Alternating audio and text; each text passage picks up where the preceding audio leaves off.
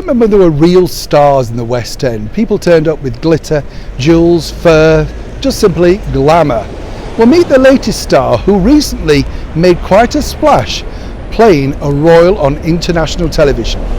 Hi, good morning, Neil Sean here in the heart of London. That is one of your royal stroke entertainment stories breaking out of London today. Now, the person that we're speaking about is somebody really who should be, well, celebrating her newfound stardom.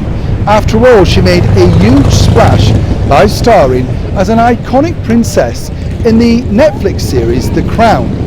But as you'll see from these pictures here, she's been blasted in the press simply for not looking like a star.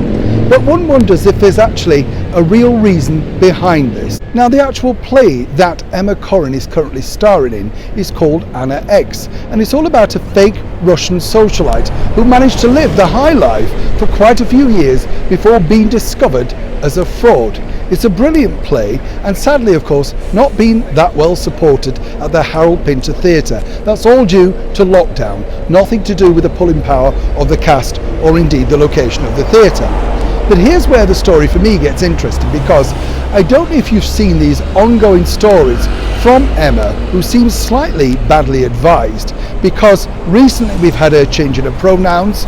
You know what they are now: they, them, he, she, whatever that means. And then we had some rather strange pictures of Emma with her very first binder. These are, of course, to bind down the lady's breasts. Not quite sure why we were privy to that, but she decided to show that too.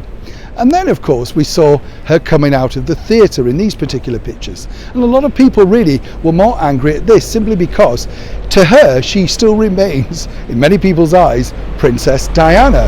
Naturally so. When you take on an iconic role, particularly one that you could in fact pick up an Emmy for, then you really should at least look like the star.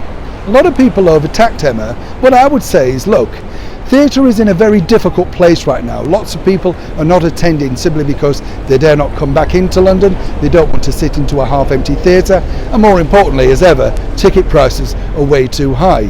But what we should do is celebrate the fact that we've got a brilliant brand new actress making a break back into theatre, and at least bringing in some audience in the much beleaguered West End of London. Neil Sean in the heart of London.